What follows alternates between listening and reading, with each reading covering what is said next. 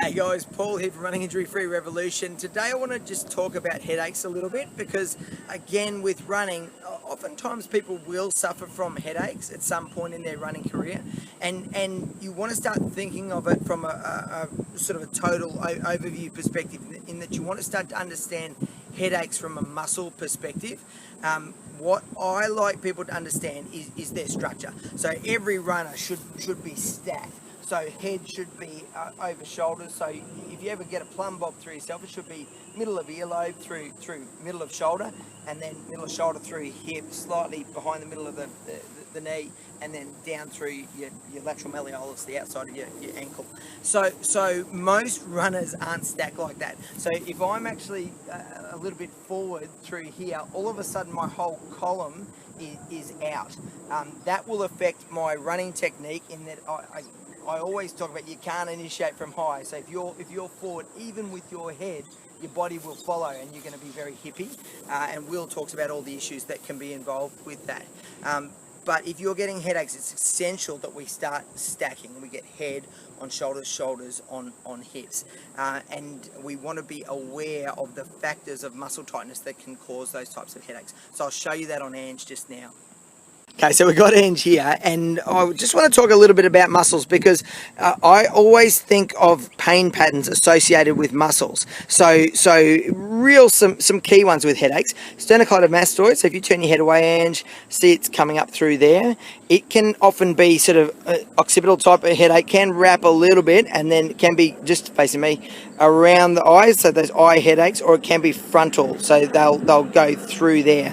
Then anterior fibers of upper trap, real common little runner's position, a little nasty one for a runner. So if you're over forward, that gets nasty. So those little pain patterns will almost wrap into temple, so it'll be and right through there. And then just another couple you want to be aware of, little splenius capitis, which is halfway up the neck. It can be your little little crown type headache, and then one more being occipitalis. So there's occipitofrontalis, which is this big sort of flat muscle, and that one can give you your eye headache. So if you want to stick your finger in your eye to relieve your headache, very commonly associated with that. So start understanding that. I want to talk about releasing 2 today, and we're going to use our post-isometric relaxation, so a little squeeze stretch type of stuff. So we'll just show those anterior fibers of upper trap first. So these are these little guys sort of through that area there, and Angie's just going to contract it, so she can contract it so that she really sort of biases that top of area, and then you can stretch away. And again, you can play around with your angles. You want to get sort of a stretch through that area there.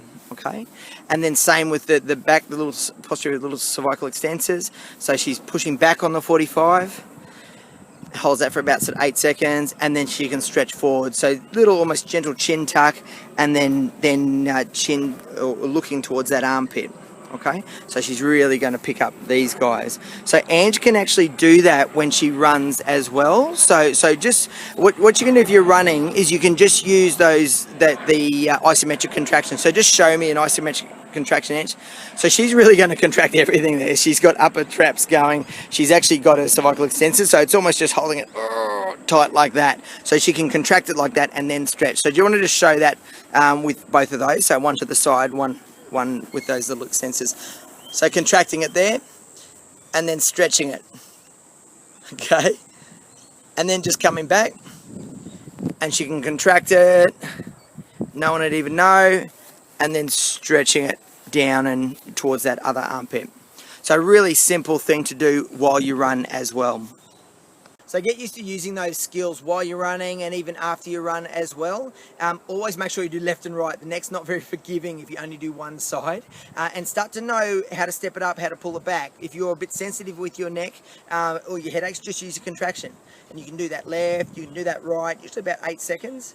And you might not even stretch. When you're feeling more okay, more under control, you add that stretch into it as well. So you are the one controlling, guiding and steering, not your body so much, okay? So get going with that. I'm Paul from Running Injury Free Revolution. You can check us out at rifrev.com.